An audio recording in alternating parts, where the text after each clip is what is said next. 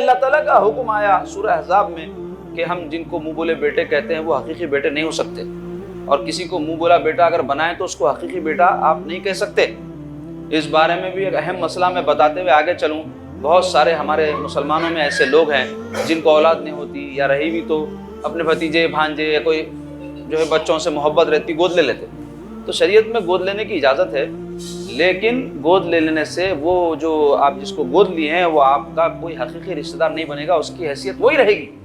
اگر بھتیجا ہے تو بھتیجا ہی رہے گا، بھانجا ہے بھانجا ہی رہے گا، بھانجی ہے بھانجی ہی رہے گی، یا غیر کوئی ہے تو غیر ہی رہے گا۔ ہمارے شریعت میں اجازت ہے گود لے سکتے، لیکن اس میں یہ خیال رکھنا کہ وہ غیر محرم کو نہیں لینا۔ جیسے آپ کوئی غیر محرم کو اپنا بیٹا بول کے لے لیے، انہیں بڑا ہونے کے بعد میں آپ کی بیوی اس کے واسطے جو ہے محرم نہیں ہے نا، مسائل ہو جاتے بعد میں۔ اب اگر کسی کے پاس نہیں ہے اولاد کی خواہش ہے، بھتیجے کو بھانجے کو ایسا کوئی ایسے خونی رشتے دار کو لے لینا۔ بیوی کے بھتیجے کو لے لے تو انہیں محرم رہتا اس کا، لیکن پھر بھی بیٹا نہیں ہوتا، یہ سمجھ لو۔ کئی لوگ ہیں گود لیے بلکہ نام دے دیتے اپنا، اجازت نہیں ہے شریعت میں۔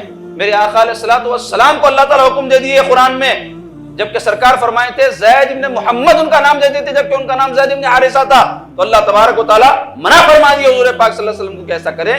بعد میں ان کی جو زوجہ تھی بہو ہوتی نا، اگر بیٹا ہے تو بیٹا اگر ہے تو اس کی بیوی بہو ہوتی نا، تو چونکہ اللہ تعالیٰ یہ حکم دے دیے تھے کہ وہ بیٹے نہیں ہیں آپ کے، تو ان کی جو زوجہ تھی بی بی جو ہے زینب بنت جحش رضی اللہ تعالیٰ عنہا، ان کو وہ طلاق دیے، اور سرکار پاک صلی اللہ علیہ وسلم بعد میں ان سے عفو فرمائے تاکہ یہ جو دروازہ ہمیشہ کرتے بند ہو جانا، کیونکہ بہو سے شادی نہیں ہو سکتی، تو وہ بیٹا ہی نہیں ہے تو انہیں بہو نہیں ہے، یہ بتانا مقصود تھا۔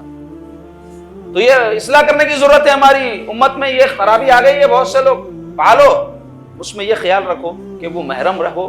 دوسرا یہ کہ اپنا نام وام نہیں دے سکتے آپ، جو اس کا باپ ہے اسی کا نام رہے گا، رخے میں راشن کارڈ میں آدھار کارڈ کچھ بھی اس میں ان کے باپ کا ہی نام رکھنا، اپنا نام نہیں ڈالنا، گناہ ہے، حرام ہے۔